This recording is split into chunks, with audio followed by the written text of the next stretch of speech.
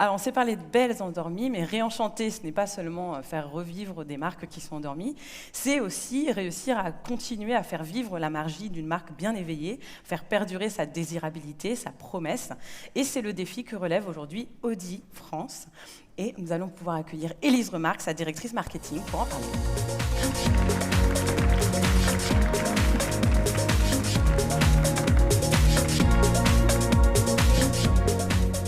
Bonjour Élise. Bonjour Jessica, bonjour à toutes et tous. Merci d'être là avec nous ce matin pour se parler d'Audi. Alors, on se parle de réenchanter la marque, réenchanter la marque surtout. Mais Audi, c'est une marque qui se porte bien. C'est même, je pense que vous ne vais pas me contredire, la marque la plus désirable actuellement en France. Pourquoi avoir besoin quand même de réenchanter la marque aujourd'hui ? Alors c'est une bonne question, mais on est là pour parler de communication et de marketing. Donc face à toute cette audience, je pense qu'on peut se dire les choses telles qu'elles sont. Une marque, elle a de toute façon besoin de réenchanter son quotidien et sa prise de parole, quoi qu'il en soit, quoi qu'il en coûte, si elle veut continuer à exister. Ça a été dit déjà par beaucoup de mes confrères ce matin. Une marque, quand bien même elle est la plus désirable du marché auto français, elle a surtout une vraie responsabilité vis-à-vis de ses audiences. Une responsabilité de pouvoir apporter quelque chose de nouveau avec une vraie promesse de marque, de produit, de nouveauté, d'innovation qui s'adapte aux attentes qui sont mouvantes des consommateurs, avec agilité et avec l'authenticité qui la caractérise. Audi est une marque historique, elle a un très bel héritage, elle a la chance d'avoir effectivement cet asset de la désirabilité comme un véritable pilier du luxe interprété pour la marque. Et c'est la responsabilité qui lui est conférée du coup de pouvoir apporter le niveau d'exigence de effectivement cette désirabilité pour l'ensemble de ses communications, dans l'ensemble de ses prises de parole. Et c'est justement ce qu'on essaie de travailler avec l'ensemble de l'équipe, une partie est présente ici aujourd'hui, pour réinterpréter la communication dans un univers contemporain, avec plus de pertinence locale, avec plus d'adaptation aux attentes du code du luxe qui évolue. On l'a entendu toute la matinée avec les différents témoignages qui ont été ceux d'aujourd'hui, et dans l'idée de pouvoir apporter quelque chose de nouveau qui relève aussi quelque part de l'entertainment. Fabrice Mollier disait à Ariel ce matin, je crois, que l'entertainment et le luxe étaient des univers extrêmement proches. Chez Audi, on a cette conviction que notre responsabilité, c'est aussi d'apporter quelque chose aux consommateurs et aux audiences en général qui va dans le sens de cet entertainment, parce que conduire une voiture, piloter une voiture, c'est aussi du plaisir, c'est aussi une liberté qui doit s'exprimer, et donc c'est une promesse que la marque se doit de faire à l'ensemble de ses audiences pour se positionner sur ce marché-là.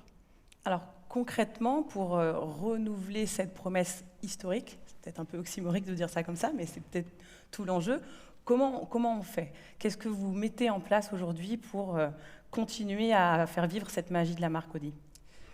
Alors, déjà, on essaie de ne pas dénaturer la marque, parce que la marque est forte, la marque a un ADN qui est extrêmement présent, avec une signature iconique traduite en français par l'avance par la technologie. Vous le voyez à l'écran sur un certain nombre de témoignages de l'histoire de la marque. Mais la marque a aussi une capacité à apporter de l'innovation dans son quotidien, par ses produits, par son positionnement, par le statut qu'elle offre à ses clients, par aussi sa prise de parole auprès des différentes audiences. Et c'est typiquement ce que la marque travaille autour de 3 piliers. Le premier, c'est le produit. Dernièrement, dans les derniers mois, nous avons dévoilé un tout nouveau concept qui s'appelle le concept C, qui préfigure ce que l'avenir du design et de la technologie du produit va devenir pour le futur. Donc un tout nouveau concept qui viendra sur nos routes à partir de 2027-2028. Également en termes de communication, dernièrement nous avons opéré le dévoilement du concept R26, qui est le concept de Formule 1 qui roulera dès la saison prochaine sur les circuits des différents Grands Prix que vous verrez sur tous les écrans. Et on a mené à cette occasion une opération avec Canal+, qui intervenait effectivement ce matin, pour dévoiler différemment cette voiture, qui est un vrai concept car unique, qui a été mis en avant de façon différente et qu'on voulait aussi dévoiler dans un écrin très différent dans la façon de le communiquer. Donc la communication est également un point très important pour apporter quelque chose de nouveau dans cette promesse de marque qui doit réenchanter le quotidien. Et bien évidemment, dans la façon d'intégrer les communautés dans la prise de parole de la marque et dans l'écosystème de la marque avec les démarches qu'on peut avoir autour de Maï-Audi.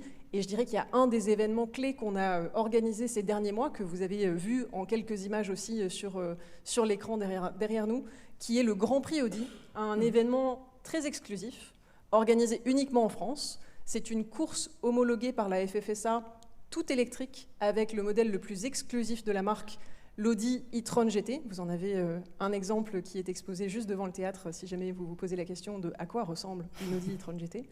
Un modèle ultra exclusif, ultra sportif, 100% électrique, et avec un Grand Prix qui est organisé à destination de nos clients les plus exclusifs, qui viennent vivre la liberté de conduire et de piloter une Audi sur circuit avec nous lors d'un événement ultra exclusif. Donc, 3 piliers clés qui nous permettent d'apporter cette expérience du luxe au service de la marque.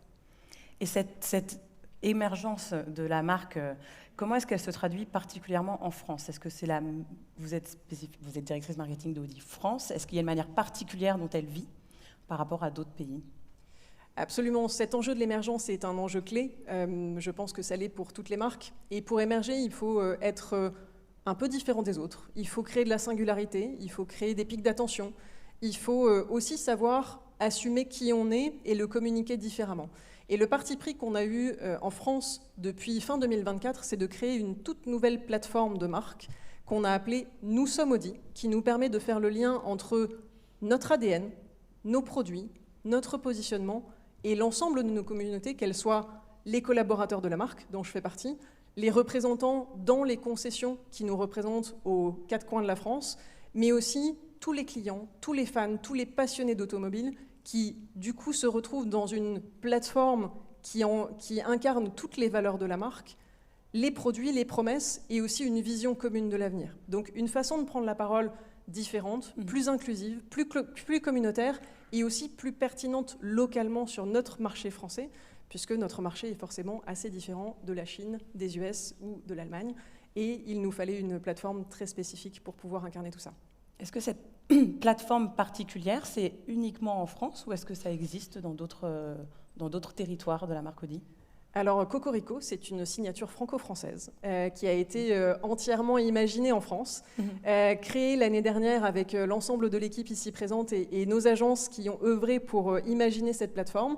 Petite dédicace à Christophe qui doit être dans la salle. Donc, une plateforme qui a été 100% créée pour la France et sur laquelle on a voulu vraiment aller au bout du sujet en créant tout un écosystème qui nous permette de prendre la parole sur des offres, sur des produits, sur des promesses autour de cette plateforme et qu'on a même été jusqu'à incarner dans un manifeste qui a été fièrement affiché sur le Mondial de l'automobile l'année dernière, puisque Audi est revenu pour la première fois depuis 6 ans ou 8 ans au Mondial de l'automobile l'année dernière, avec une vraie promesse de marque, nous sommes Audi. Et alors, pour reboucler un peu sur la problématique vraiment de cette matinée, est-ce que, selon vous, réenchanter une marque, c'est la réinventer? Vaste question. Réenchanter, pour moi, ça n'est pas forcément réinventer, puisqu'il y a des choses qui ne s'inventent pas. La désirabilité d'une marque, ça ne s'invente pas. Son ADN, ça ne s'invente pas. Ses valeurs, elles ne doivent pas être dévoyées, elles restent les mêmes, elles sont fortes et elles font partie de son ADN. Pour autant, je suis 200% convaincue que le réenchantement, c'est une autre façon de prendre la parole, une autre façon d'apporter quelque chose de nouveau, de s'adapter aux attentes des audiences qui sont forcément un petit peu différentes aujourd'hui par rapport à ce qui existait il y a 10 ans, 20 ans, ou chez mes parents ou autres. Forcément, il faut quelque chose qui apporte plus de magie, plus d'émotion, plus de réactivité aussi au quotidien, et qui fasse sortir de ce contexte peut-être un peu morose qu'on peut vivre aujourd'hui quand on écoute les infos ou quand on regarde un petit peu ce qui se passe dans les news. La promesse de réenchantement, elle est dépasser le stade de simplement être une marque qui distribue ses produits. Elle est prendre la parole pour faire des promesses, les tenir et les assumer dans le temps pour réinventer un futur qui apporte de l'émotion, de la magie, de l'authenticité, mais toujours en étant aligné avec ses valeurs. Merci beaucoup, Élise, pour cet échange. Merci, Jessica. On souhaite plein de réenchantement, pas de réinvention, à la marque Audi. Et beaucoup de magie. Et beaucoup de magie, toujours. Merci beaucoup. Merci.